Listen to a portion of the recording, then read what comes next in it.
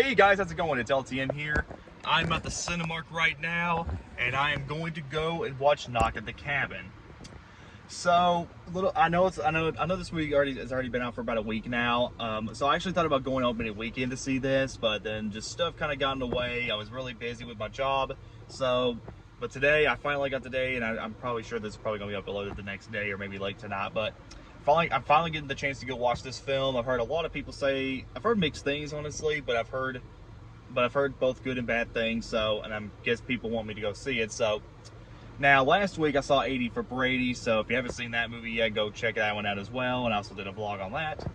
But before I go, I just want to say, when it comes to M. Night Shyamalan, he's kind of a director I both love and hate at the same time. On the one hand, I do enjoy movies like The Visit and A Split, but then again, you also had movies like The Happening and The Last Airbender, which is like one of the worst films ever made.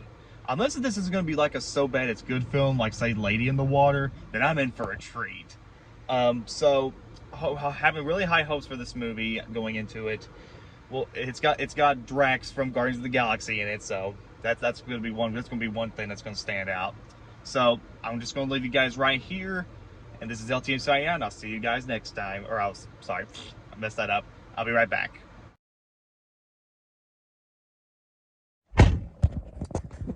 Hey everybody, I'm back. Just got out of Knock at the Cabin. So like I said before, I'm not really the biggest fan of M. Night Shyamalan. I don't hate most of his movies, but I also don't love him at the same time. So going into this, I was a little concerned. But this movie, man, definitely one of his best films he's made in a while. Now, it's not perfect. It does have a couple problems, but the movie was pretty good for the most part. So the movie's about this small family. It's just two guys, two dads and a daughter. They're on vacation, and all of a sudden, Dave Bautista, or Leonard is what they call him. He's played by Dave Bautista from Guardians of the Galaxy. And he's got this group of people, and they go into the cabin, and they say the apocalypse is coming, but in order to prevent the apocalypse, one of them has to sacrifice themselves. And the rest of the movie is just them in this cabin, figuring out who to sacrifice while also trying to escape.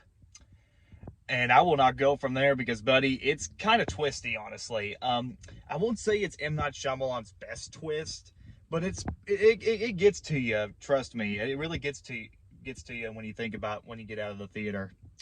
The best parts in this movie are is Dave's performance as Leonard. I think he's a really good character and a well-written character too.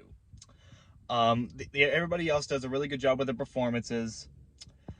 The story may not make a whole lot of sense when you get down to it. Like I said, this is one of those movies where M. Night Shyamalan likes to do, where he's trying to add these twists and these plot points that don't make a whole lot of sense. These plot holes that don't make a lot of sense, actually.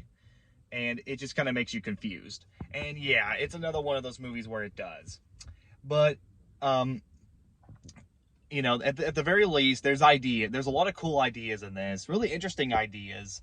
Like, I would have liked to really get to know more about these other side characters, but then again, not to spoil a little bit, most of them get killed in this movie. So, but anyways, the acting's pretty good for the most part. The apocalypse stuff is pretty cool. There's ideas. Though unlike something like, for example, After Earth, I feel like this movie was at least trying to be clever in a way. Like, it's nothing, the apocalypse is nothing that new, but there's new ideas, and I feel like this movie was at least trying to be different in some sort of ways. But, you know, the movie's pretty good for the most part. The story is actually pretty engaging. I was really engaged by the characters. My only two problems is that I feel like the movie was a little too short. You know how I kept saying, like, I wish we would have got to learn more about these other side characters and everything. I wish we would have got to learn more about them. And the other problem, like I said before, is the plot points. Most of them don't make sense. Most of them kind of make me feel confused and stuff like that. But anyways, though, other than that, this is not a bad movie to go check out. It's not perfect by any means, but it is one of M. Night Shyamalan's better films. And probably my top 5, maybe top 3 favorite film from him. I may not have seen every film from him, but I will say this is one of his better movies he's made in a while. So I give Knock at the Cabin an 8 out of 10. It's a good movie. I wasn't expecting anything great coming from something like M. Night, but he did a good job with this movie. With good performances, a good story, some engaging characters. If it wasn't for the plot points and the short running time, I would have liked the film a little bit more. But then again, that's just me. But anyways, that's Knock at the Cabin. Now, before I get off, guys, I just want to let you know, I know a lot of people have been asking me about moving and stuff like that.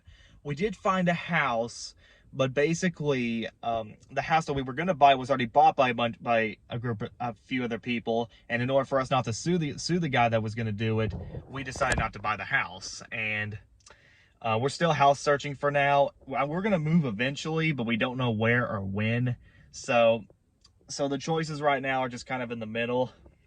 But other than that, everything's staying the same. I will hope you guys enjoyed this review. What's your favorite M. Night Shyamalan film? Please subscribe, comment below, let me know. This is LTM signing out, and I'll see you guys next time.